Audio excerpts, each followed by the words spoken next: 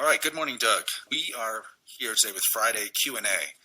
Got a lot of good questions from people. Appreciate the questions we always get. Leave them in the comments below, and I will try and collate them, and we'll cover as many of them as we can in the next Q&A. But let's get right to it. The first one is about an investing-related one, Doug. It's about silver. They say, where do you see the price of silver going in the next few years? And they talk about electronic vehicles are getting more popular, and they create demand for silver, and there's lots of other demand pieces of it.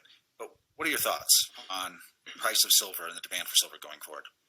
Well, that's all true. I mean, look, silver has unique properties as one of the 92 naturally occurring elements. There's things that silver can do that nothing else can do because of its atomic structure. And of course, it's always been a secondary money after gold, sometimes a primary money, actually. So all that's true. And there are more, and of course, the easy deposits of silver, many of them have been found, and so forth. Okay, so the fundamentals of supply and demand are actually pretty good for silver over the long run. And in addition, unlike gold, where almost all the gold that's ever been mined is still in existence someplace, with silver, a lot of it's just used and gone, or very hard to recover again. And there are no inventories of silver that are significant the way there are with gold. There are about 800 million ounces of silver mined a year, more or less, roughly almost, well, about 10 times the amount of gold mined per year. So, you know, it's more common than gold, but there aren't a lot of inventories above ground because it's basically used. It used to be that the U.S. government was the world's largest hoarder of silver. It had 2 billion ounces of silver as a reserve. That's all gone now. And of course, there used to be silver in coinage too. But as of 1966, because of huge demand from coin-operated candy bar machines, is basically what Lyndon Johnson said, they had to take the silver out of the coinage. And people believed it, and nobody even cared back then. So, all right. Yeah, I'm a real bull on silver. There's no question about it. But one of the problems with silver, perhaps relating to the fact, this actually goes, maybe it started, for all I know, with William Jennings Bryan's Cross of Gold speech back at the turn of the 19th century. He was a huge silver bull. He wanted to have silver replace gold as the definition of the dollar. Why? Because Western miners were, with the Comstock lode and that, were creating huge amounts of new silver, and it was a way to inflate the currency. It was a way to get cheap money. That's what the Cross of Gold speech was all about. It was an inflationary scheme on the part of Bryan, and he was kind of a religious nut, and he made it into, well, Cross of Gold, crucifying mankind on it and so forth. So early inflationist using silver to help inflate the money supply. Anyway, I'm a huge bull on silver for all kinds of reasons. And many people consider it a religious icon almost. Problem with silver, and actually I own a lot of silver, is that it's not a lot of value, even at $25 an ounce. It's not really a lot of value per unit of weight. So, you know, if you're going to have a significant amount of money in silver, you got to have a storage area for it. That said, yeah, I'm a silver bull, and I think it's going higher. Before this is all over, in today's dollars, I think you're going to see silver at $100 an ounce. And what that's going to be in current dollars, well, that's another question. It could be 200 or 300, God knows. So I don't know if that answers the question. I hope it does. I think it does. I think it does. Okay, so currency question then. So we talked about the idea that yeah, the if there's a global meltdown essentially, or a meltdown based upon the U.S. dollar. The question is, what effect would that have? Do you think on the Australian dollar or the New Zealand dollar? Okay, well, I can see three things that would tie into this. Number one, as with all foreign currencies, since the US dollar is the sun to the solar system and all the other currencies revolve around it, because all these central banks have US dollars as a major asset. Um, and I don't know what the dollar holding positions of the Aussie and Kiwi national banks are, but sure, the dollar melts down. They're going to get hurt for that reason because it's a major asset of theirs. But number two, I'd say, is that, well, look, it's their own monetary policies. And certainly New Zealand at this point, I mean, the Prime Minister of New Zealand, I forget that woman's name, but she's actually a communist. I mean, this further indication that you cannot rely on the wisdom of the common man and the wisdom of the average voter because they elect all these idiots. Look at the people in the US Congress and the Democratic Party. Well, in New Zealand and Australia, they've elected equally criminally insane people. So, yeah, I expect that the Kiwi dollar and the Aussie dollar are going to be inflated. It's primarily a question of the monetary policy of those countries. If they restrict the number of them and people still accept them, okay, but they won't because they accept Keynesian economics. And of course, the third thing, if the dollar melts down, is the trade with the US. Now, they're primarily commodity producers. I don't know offhand, haven't looked at the figures, but the US doesn't really need to import a lot of wood from New Zealand or milk from New Zealand or beef from Australia or things like that. The US has got all those things. So I guess that's the answer. Kind of. Look, US dollar melts down. It's bad for everybody in every way. Unfortunately, it's going to happen. It's bad for everybody. Yeah. All right. So we have a new one, somebody who says they're a new investor. They've never bought stocks before, and they wonder if you think they should buy a Vanguard fund versus buying mining stocks. I don't know how many mutual funds are out there today that specialize in mining stocks, gold mining stocks in particular. During the, in the past, there were about 35, at least at the peak. I don't know how many there are right now. I have to look that up, actually, because that's a good indicator of where the public's head is at by how many ETFs and mutual funds and things of that nature are devoted just to gold stocks. I think there's not too many of them. But to answer the question, until you get an education with how the mining stock markets work, and you get an education so you know something about geology and where they find gold and what are the characteristics of an economic deposit and the engineering regarding a mine. There's so much stuff like that. Until you get that kind of an education so you can make your own intelligent selection among the more or less 2,000 companies in the world that are public that claim to be gold companies. Most of them aren't. The only gold they have is on their stock certificate. Yeah, I think buying a Vanguard mutual fund is an excellent way to dip your feet in the water. No question about it. It's good. Good choice. Good. Okay, so let's see. We got a question. We have a new Telegram channel I should tell people about. A Telegram is an app that is more difficult to censor. And we had in our video yesterday, I know that when we published it, people didn't get alerts for it if you were subscribed to the channel. Normally you would get an alert, but yesterday for a lot of people that didn't happen.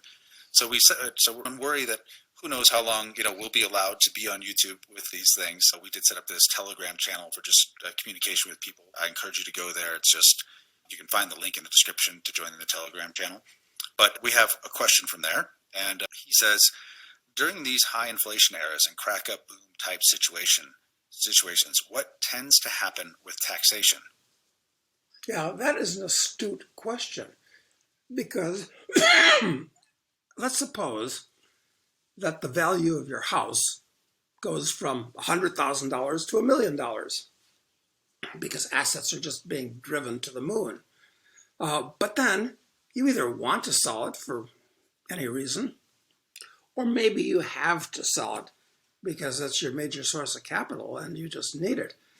Well, you're going to pay taxes, presumably, not on a real capital gain, but on the difference between what you paid, 100,000, and the million, which is the market value, which means, at a 50 or 60% tax rate, the government basically takes 50 or 60% of the total value of your house, not just the capital gain.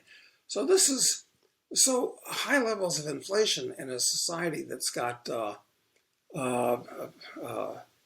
kind of tax system the U.S. does, which is all of them at this point, is just going to be devastating for the average person, because selling anything means that you're going to legally have to give the government 50, 60% of it, because I guess Biden is going to be eliminating preferential terms for capital gains, so you're going to pay ordinary income taxes. So I guess the answer is, make sure you don't have to sell your house, because it's basically going to amount to a gift to the government for income tax reasons. That's a very shrewd question. Of course, if Trump was in office, he wanted to reduce income taxes. So they'd only be able to take, if Trump, well, forget about it. But what he wanted to do is cut them substantially. Biden wants to raise them substantially. So, yeah, you're basically screwed. That's why if you have something that's good, make sure you don't have to sell it in the years to come, because this will all blow over, hopefully, and things will go back to something that resembles normalcy. Even after the French Revolution, things went back to normal, after Napoleon anyway. Of course, it took 70 years to get back to normal in Russia. But yeah, this is a real problem. If you have to sell a major asset, you've got a real tax problem. So make sure you don't have to sell it. And the reason you'd have to sell it often is if you're leveraged. Yeah, or maybe just things go bad everywhere else. Your bank account is inflated out of existence, essentially, and maybe you don't have that much in the way of stocks, or the wrong stocks. Anything can happen in a chaotic situation. So this is going to be rough sledding. But that's another major consideration, incidentally. Maybe that would set off a revolution if people saw that happening. But can't predict these things. We're dealing with crazy people. Who knows? Okay, next question is, will Uncle Maurice get a prequel series of books? Yeah, well, listen, the fact of the matter is that, I'm in a race to finish the 7 books with John Hunt in the Charles Knight series. And yeah, Uncle Maurice could definitely have his own book with what he did before he entered speculator and drug lord and all this type of thing. For that matter, Rainbow, who I think is a really interesting chick, she could have her own series. The world needs a new Laura Croft, quite frankly, a sound Laura Croft. So love to do it, but where am I going to get the time? I'm already like a one-legged man in an ass-kicking contest. So it takes a while to write a book, especially if it's going to have any kind of quality. And if it's not going to have quality, it's not worth doing. So love to do Uncle Maurice, but maybe we can find another co-author. This is an opportunity for somebody out there who would like to be a writer. If you think you know who Uncle Maurice is, write the novel, send it to John and I, and we will rewrite it, and now you can be a novelist. That's the only way it's going to get done, as far as I can. Probably, but there is a great backstory there, that's for sure. So, Yeah. and that's in case, for just context for people who might be new and not know what this is. This is Doug's has a series of novels called the High Ground series, and the latest one is Assassin. And I strongly, some people think that this whole channel is about trying to sell these books. Well, probably not, but we encourage you to still buy them. They're good for your brain. Yeah, I think so. Also, Xander would have a very good backstory too. So, I mean, hell, you could do a backstory on Charles's friend in Gondwana. Jesus, my mind isn't working today. His black buddy over there. Oh, there's lots of it's like there's many places that you could take these stories. The characters are so interesting. Yeah, there's numerous parallel universes in existence in this world. So anyway, good thought, good question. Write the novel, send it to us, and maybe we can work on it together. All right, so the next question is, I'm a Canadian and planning for my escape. You mentioned South American countries such as, as potential destinations for people. What are your thoughts on other regions such as Eastern Europe, i.e. the Baltic countries, Ukraine, Poland, Romania, etc.? Well, I like Eastern Europe, actually. I really do, in a lot of ways. It's very culturally conservative. There's an incredible number of good-looking women who would love to meet you, because Eastern European men have a tendency to get drunk. I mean, I don't know what it is in the culture, but so, there's lots of pluses. The cost of living, it can be very reasonable. Yeah, I'm a big fan of Eastern Europe. And I have one friend who's living in Estonia now, doing digital stuff, and he loves it. And another friend who I talk to much more often, a couple times, talked to him today, as a matter of fact, who's been living in Moscow for the last 6 months, and he just loves it there. So don't rule out Russia from that equation. So interesting idea. But listen, you don't have to think about transplanting permanently there, because you don't want to get caught up in their tax systems. And although, incidentally, their tax systems are not bad in Eastern Europe, the maximum income tax is typically like 10, 11, 12% in Russia and most of these countries. So the tax thing isn't onerous. But still, it's wiser, generally, to live in two countries, but neither of them for more than 6 months. And that way you're not in the system. You don't want to be in the system. You're like a perpetual tourist, a permanent traveler, and also a prior taxpayer.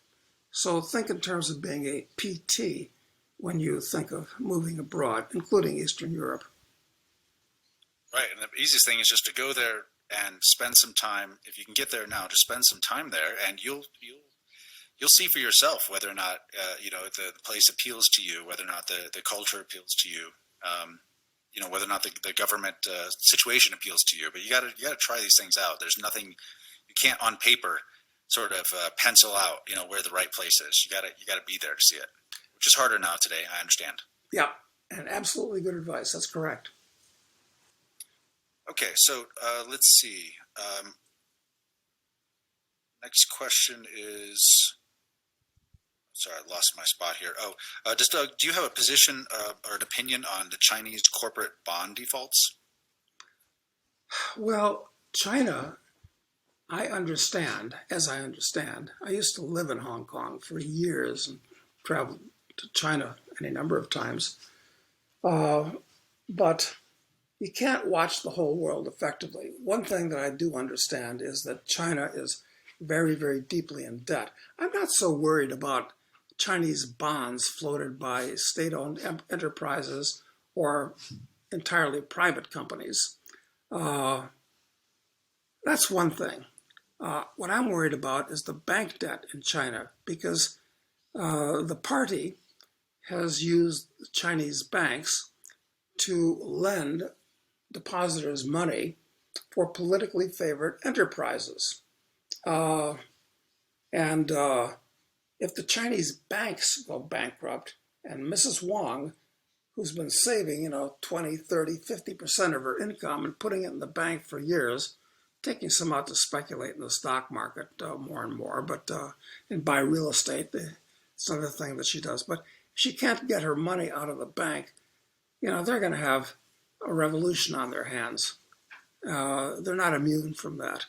So, debt is a real problem in China because what they have is not a communist system. It's funny that it's called the Chinese Communist Party. There's nothing communist about it.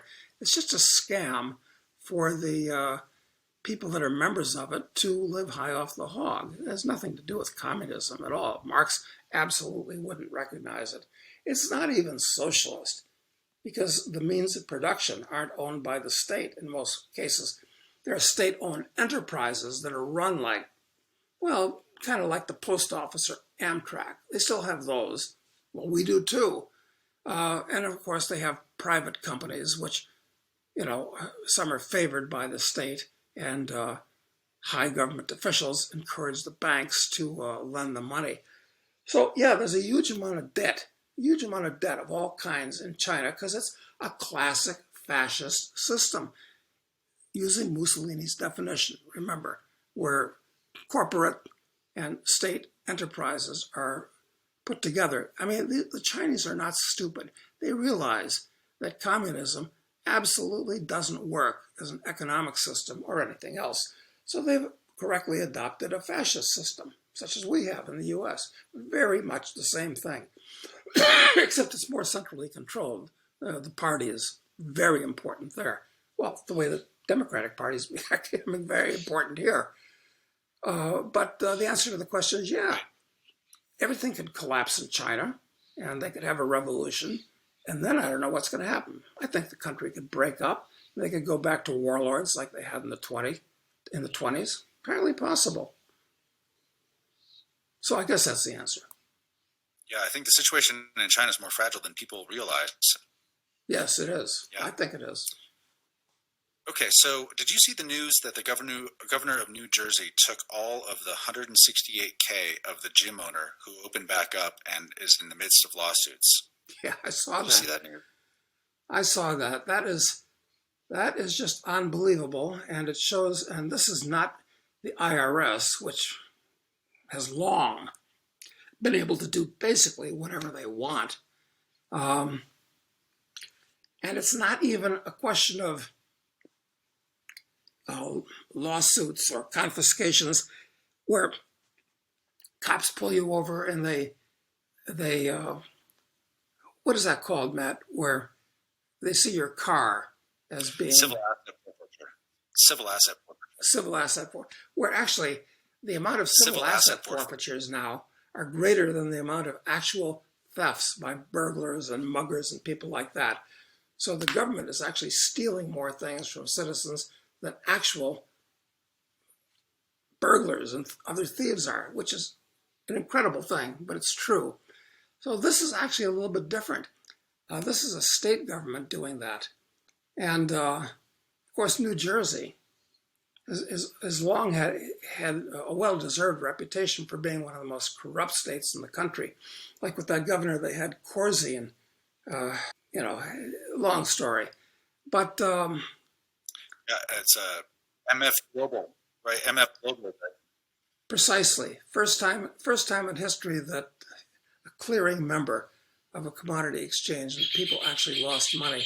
And he got away with it scot-free because he's well connected. So anyway, what about that? Well, what do you do about that? This is why you're getting millions of Chinese that have made some money, and even if they haven't made any money, but have an education or something that allows them to make money, have been moving to Australia, New Zealand, and Canada. So you make your money in China, and then you go to a country where it's safer. Or, look, For decades, Argentines, if they have any money, it's not really theirs unless they set up a bank or brokerage account in the United States or Canada or Switzerland. They don't want their assets in Argentina where the government can steal it arbitrarily. But this is, so look, the most important kind of diversification you can have is political diversification. If those gym owners had their money in a bank account in Canada or Switzerland, yes, I know. First of all, it's almost impossible to open up a bank account for an American now anymore to start with in a foreign country. Not because it's against the law, but because they don't want your business, because it's too much liability, too much cost. But if they had, the government couldn't have confiscated it the way they did. So, look, what you got to do, your most important kind of diversification today is not among asset classes, stocks, bonds, gold. It's political diversification. That's your biggest risk today, as those gym owners there found out. So word to the wise, and don't let it happen to you. Get your money out of the country before the country, or I should say the government, gets your money out of you. Right. And let me just add a little bit of color to that. I in civil procedures with the government, this often happens when they're having enforcement actions, is that they will freeze your bank accounts or actually claim the assets in your bank account with the cooperation of the bank and in advance of any legal proceeding. So they'll lock you out of your funds. It makes it so that you don't have the ability to defend yourself. Certainly the SEC and the FTC and various state IRS, the state tax authorities, all can do that. They all do that pretty regularly. So this is a high visibility case and people are now aware of it, but this has been happening. This sort of thing is not unusual. I know they were shocked by it, but it happens all the time. Yeah, it's very clever on the part of the bad guys. You don't just steal what you want, but you steal enough so you can't hire a lawyer to defend yourself.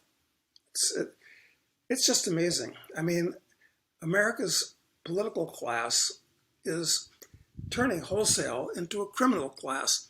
And it was quite predictable, actually, because only criminal-type personalities, as a general rule, go into politics because they like to control other people without producing anything in exchange. And that's a definition of a criminal. So it amazes me. And Republicans are starting to find this out. They thought that the Republican Party was going to defend them against the depredations of the socialists and even communists, frankly, in the Democratic Party. But they're finding that the Republicans are really the same personality types. They're just not quite as overt as the Democrats are. So, yeah, you shouldn't be supporting any politician, frankly. Yes, there are exceptions. I mean, Ron Paul existed when he was still in Congress, but they're all the same type of people. And I hope that nice lady from Rifle, Colorado, who's been somehow elected, I hope she's not corrupted too fast or buried by these people. They're all terrible. Yeah, they're going after her pretty hard, that's for sure. I believe that. Okay, so let's see. Next question. Next question is, I'd be curious to hear Doug's take on living in one of the European microstates like Gibraltar, Andorra, Liechtenstein, San Marino, etc. They're mostly low tax outside the EU and seem to fly under the radar. What do you think? Yeah, that's an interesting question too, and it's nice out-of-the-box lateral thinking on your part for having come up with that. Well, let's see. Let's take a look. I've got them written down here someplace. Damn it. Because I saw that before, and I had a comment on each of these. So what are they? They were Liechtenstein, right? Okay. Microstate. But, and believe it or say again, Matt? Well, Liechtenstein, that's the one I recall first. No, go ahead. Go ahead, sorry. Yeah, so, okay, been to Liechtenstein many times. I used to live in Switzerland. And you don't even know when you're in Liechtenstein, quite frankly. It's a small place. Nice thing about it is the prince and princess, who are the rulers, are both libertarians, actually. In point of fact, they're actually libertarians. So it's nice. But you're never going to become a Liechtenstein's citizen.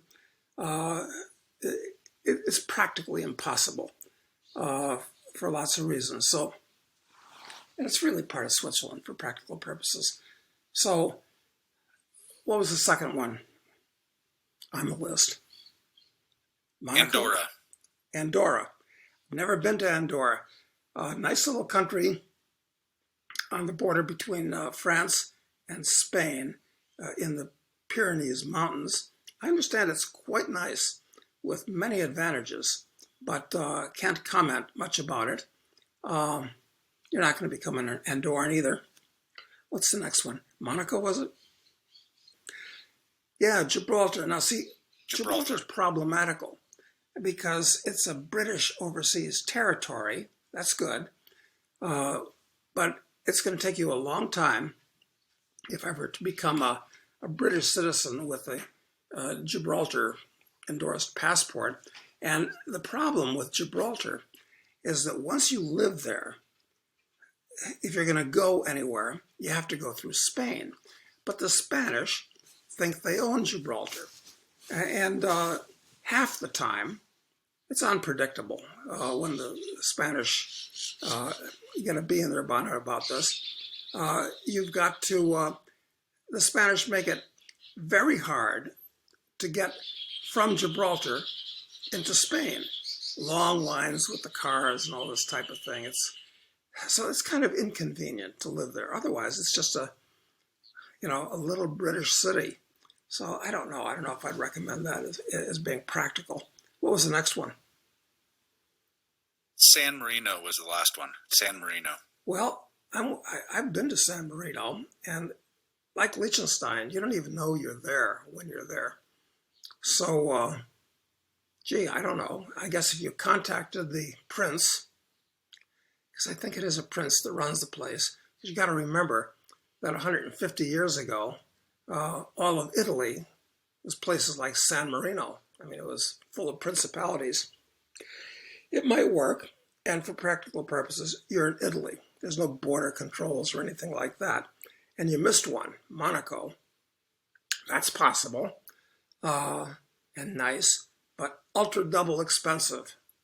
I mean, you won't believe the costs of everything. So, microstates, interesting, but there are more microstates. There's a lot of crappy little places in the Pacific. Like, we went to Palau one time, Matt, and there's only 15,000 citizens, and Yep. like 70 islands, underpopulated, great infrastructure. I mean, you can go there. I mean, places, all kinds of places that are scattered around the Pacific like that. So don't just think in terms of Europe. Interesting. Most of the time, not practical. Yeah. All right. So let's see. Is it possible that before this crack up, Doug, that they will bring us into a digital currency, bank currency, so this nightmare possible future may not fully explode? So the question is it possible that they're going to push everyone into a central bank digital currency in order to try and keep a lid on, the dollar essentially totally collapsing? Oh, they're going to do that anyway. I'm sure that's, as soon as Biden's in office, they're going to redouble their efforts to do a digital dollar. And it's somewhat practical because everybody has a cell phone. In fact, didn't Obama give everybody a cell phone? I mean, there's so many of these programs, but I seem to remember that was one of the things, wasn't it? It was like everybody's got to have communication. Everybody's got to have a cell phone. Doesn't the government give you a smartphone if you can't afford it or something like that? Yes, they had a program called Obama Phone, is what they called it. Ah, okay. Well, I didn't get mine. I wonder if they still do that. You probably have to be the right color.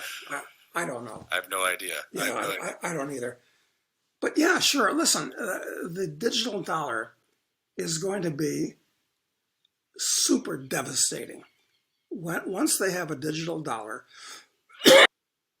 they have automatic access to everything that you buy and sell, money that comes in. They can take money out like instantaneously. No, this is a horrible idea, but I'm sure that Americans will accept it because it's convenient. And they'll only think in terms of, gee, I'll get my Social Security check immediately. I won't have to mess with the bank in between. Sure, it's on the way. It's going to be a nightmare. What do you do to insulate yourself from it? You've got to get out of the system because I think the system is going to collapse sooner or later. And people that are too intertwined and linked up with the system are going to get washed away with the system. So what does that mean? It means that you really ought to be buying a lot of gold and silver coins for yourself and do your saving, not with a bank account, but with gold and silver coins, which will, I think, go into common circulation again, either informally or formally at some point in the future. But that's going to be further after they actually destroy the dollar. So, try to divorce yourself from the system as much as possible. Get out of the herd of sheep, okay? Yeah, it seems to me the key part of that is to not have dependence on the government, because that's how, if you need the government, whether you're getting your COVID stimulus payment or you're getting a Social Security payment, or anytime you're getting transfer payments from the government, it's going to be the easy gateway essentially to get you a gateway into these things. So if you're accepting those things, it feels like it'll be impossible to stay out of that system. So you got to be independent. Yeah, that's true. Oh, and that reminds me of another semi-microstate in Europe, the enclave of Campione on the Swiss-Italian border. It's part of Italy, but it has Swiss infrastructure, and the Italian, it's a very weird thing. There's all these weird things that, came down legally. So there's places like that. Anyway, sorry, that just popped into my mind. It's near Lugano. That's good. I hadn't heard of that one. Yeah. So the next question is, they wanted you to address the issue of historical starvation. They say the USDA just admitted that they've been lying to the public about our food security. Basically, that the amount of soybeans in stock was actually a lot lower than they expected, and that there have been some production problems around the world in different places this year. So what do you think about food security? Well, as we speak, soybeans and wheat and corn and oats, everything, are moving up really strongly. They've had limit up days. So from commodities being the only thing in the universe that was cheap a year ago, now they're kind of catching up. I'm afraid to play that game. I mean, futures are just, it's a full-time job, and it's for traders. And I just don't want to take the time to mess around with it. But, the thing with all of these mass crops that are publicly traded, like beans and wheat and corn, they're all monocultures everywhere in the world, where you have scores of square miles, one after another, that are growing the same damn thing. I wonder whether, as an aspect of biological warfare with whatever country, which is going to be next on the American dance card, or maybe just something naturally occurring, because whenever you have, just like when you have 10 million people in a city, it's easy for disease to spread. Same thing is true of a monoculture. So I wonder if at some point something couldn't happen to these crops. And, corn and soybeans are basically for feeding animals. But if you don't have them, you can't feed the animals because where are these animals? It's not a question of Bossy being out in the being out in the field munching grass anymore. I mean, cows are milk production units, and they essentially live in feedlots today, where almost all the beef cows do. They're all in feedlots. I mean, they're not running around the range and this type of thing. They're like shoulder to shoulder, being slopped corn and sometimes cardboard to put weight on them. So something goes wrong with the corn and soybean crops, you're not going to have meat either. There's all kinds of problems with the food system. I mean, here I am in Uruguay, which is a farm country, and I'm sitting in the middle of a 1,000-acre farm. And you know something? If I didn't have cows out here, which I do, and of course we've got wild pigs running out here, so I guess I could get the poodles to run after a wild pig, and probably one or two of them would be killed. But if I have a long knife, I suppose I could stab the pig, which is the way you're supposed to do it when you're hunting wild pigs, around here anyway. So I suppose I could get by. I could walk out into the field with a knife and I suppose kill one of my cows. Never done that, not anxious to do it. But other than that, and I got a river. I guess I used to fish when I was a kid, all kids. Not today, but we used to go fishing. I suppose if we have fish in the river, we may. I could catch one, although I don't have fishing equipment. Look, here I am in the middle of a 1,000-acre farm, and I could see how, accepting the things that I've just said, I could wind up starving to death or being severely inconvenienced. And of course, if things got that bad, I wouldn't have electricity or water, certainly not coming from the pipes. You know, it's funny. Civilization could fall apart faster than you think. The more complex it gets, the more important it is that things run properly. I mean, in primitive times, it was very non-complex, and not much could go wrong. Well, you'd have the occasional famine because of a drought or God knows what. But now everything is so intertwined that everything's got to be on time. It's got to be run like Federal Express. So yeah, things could get screwed up. And yeah, I've got a bunch of rice and eating beans here just in case. But sure, anything could happen today. That's the problem. When you've got crazy things happening in the world politically and economically, then so that's my riff on this. Right. Yeah, I agree. The system is very fragile. If you read any Nassim Taleb's stuff, his latest book was called Anti-Fragile, and it's just talking about these complex systems and how they can break down in unimaginable ways that you can't anticipate because of the levels of complexity that are there. And I think that one of the things where we have these international border tiffs with travel and trade now, our system is so complex that we might rely on soybeans from Argentina, even though for certain things, and where we export lots of soy ourselves to China, and if there's something that happens with that trade, where Thailand decides not to export as much of its rice that year, for instance, as it might normally do, just because for whatever reason, then it just can cause this cascade of consequences. So it's really hard to anticipate, and I think it's not a bad idea just to have a little insurance policy and have a little extra food on hand. I think that's a smart idea. I think it makes sense. I mean, right, so the whole world's like a string of dominoes, frankly. So you hope that nobody pushes over the wrong domino. That's right. So, okay. Let's see. Somebody says, political ideals aside, I love you guys and the way you think. I've truly enjoyed the first chapters of Assassin, and for someone as intellectually challenged as me, a book like that reads in a way I can actually understand. Actually, that's just more of a compliment than a question. I'll leave that. Love those. We don't get much hate mail, I don't think, which is kind of a rare pleasure. Well,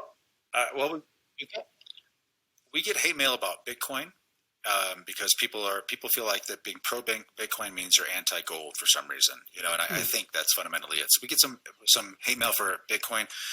We also got somebody saying that I wear a hairpiece, which was, I thought, kind of funny. It's a very nice hairpiece, and little comments like that. But for the most part, yeah, you're right. We don't get very much hate mail. Yeah, and so someone says, well, with everything going wrong. Go ahead. Oh, I was just going to say, Bitcoin is actually the best friend of gold because it has introduced a whole generation to the reality of fiat currency.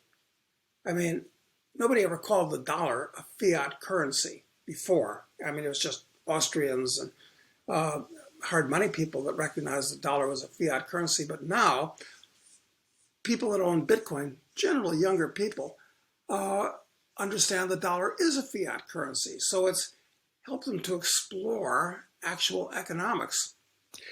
So it's kind of like an entrance drug to the world of gold. It's not the enemy of gold. I mean, it's not a competitor of gold.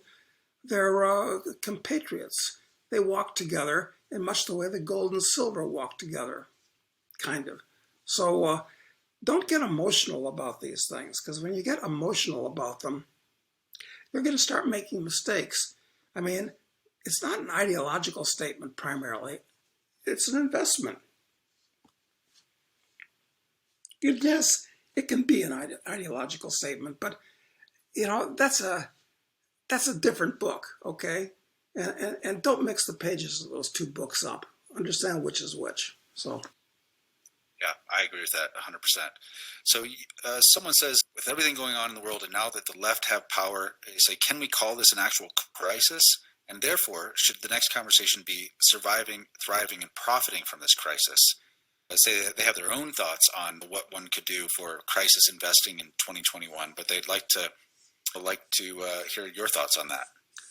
Well, we can certainly talk about that type of thing, no problem. And we've been talking about that sporadically in the past. Don't we have a number of these things that we've really talked about, economics? Yeah. Mostly it's gold, and we've talked about gold and gold stocks and commodities and Bitcoin and things like that. Those are the biggest things that we've discussed to hedge yourself from an investment standpoint. But one of the things that they specifically ask for is, who do you think the common enemy will? Actually, so the question is, who do you think will be the common enemy, internal or external? That's a good question. I think that has to do with the China question we talked about. Yeah, was there a meme that was circulating that some Chinese general or some high muckety-muck in China said, we stand ready if you needed to send peacekeeping troops to the United States, and in terms of talking about like 10 divisions of peacekeeping troops. I think that meme was circulating. So right. I'm not so worried about foreign enemies, though, quite frankly. I'm worried about domestic enemies. I don't think if the Chinese were to come here, look, Americans as a group have turned into, such whip dogs and generally unarmed. Well, except for the black and Hispanic gangs in the cities, they're pretty well armed. So I guess they'd be at least our second line of defense. I've said for years, if the Chinese invaded the West Coast after they overcame the surfers, it would really be the first line of defense. Once they showed they were of bad intentions and couldn't pay their hotel bills, the Chinese army, that is to say, I'd like to think that they would start disappearing one by one at night, at least the ones that didn't desert to open up McDonald's franchises. So, but I always look at the bright side of these things. The real danger is domestic. I mean, all of these crazy people that really want to punish people that don't have the same cultural and political beliefs that they do. They have control of the reins of power. They're not going to let go. They're going to clamp down. I think there's going to be a domestic Patriot Act for domestic terrorism that's coming down the pike real soon. So yeah, the real danger is internal. It's just like the collapse of the Roman Empire.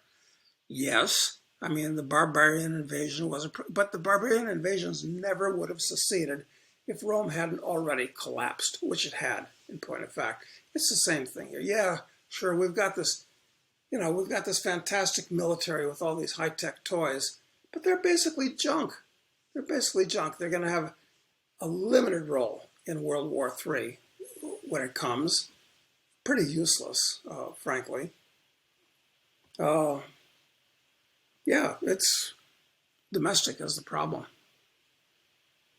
Yeah, I agree. Okay, so the next question is: will Doug Casey leave those two pictures in your background, two paintings behind you, to this viewer in your will? Because they want them, and they're sure that you're not going to sell them anyway. You don't have any heirs, so why not leave them to some stranger in your will? Well, I've got some good news for you. These two, the death of communism and the death of capitalism, they're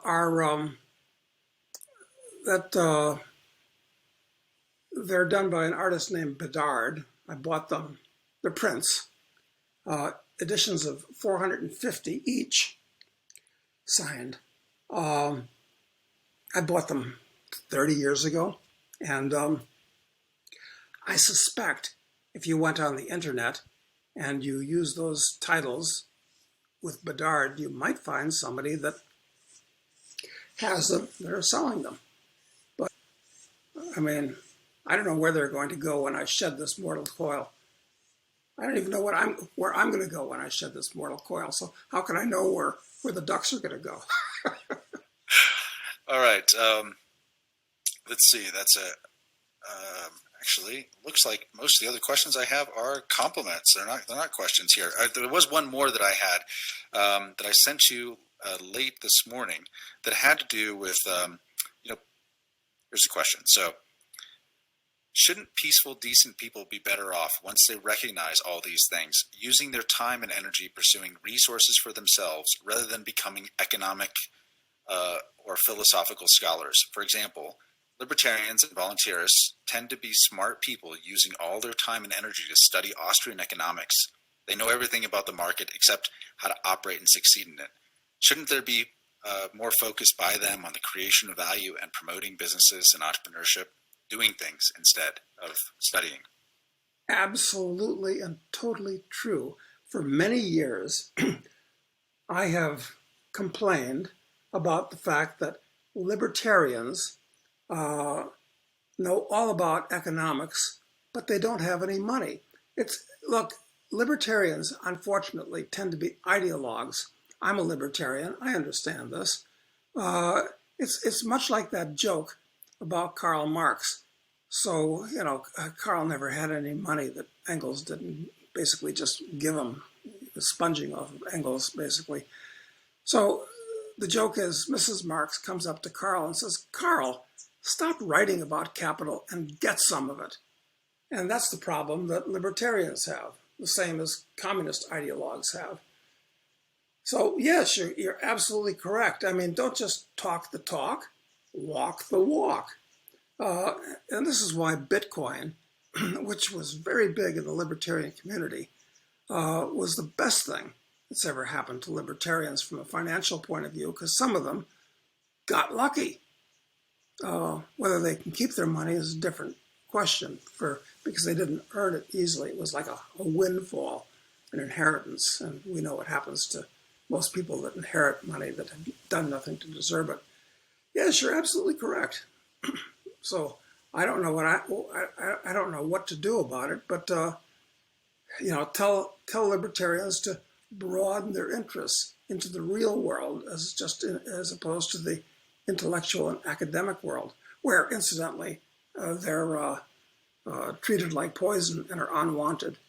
So it's a problem.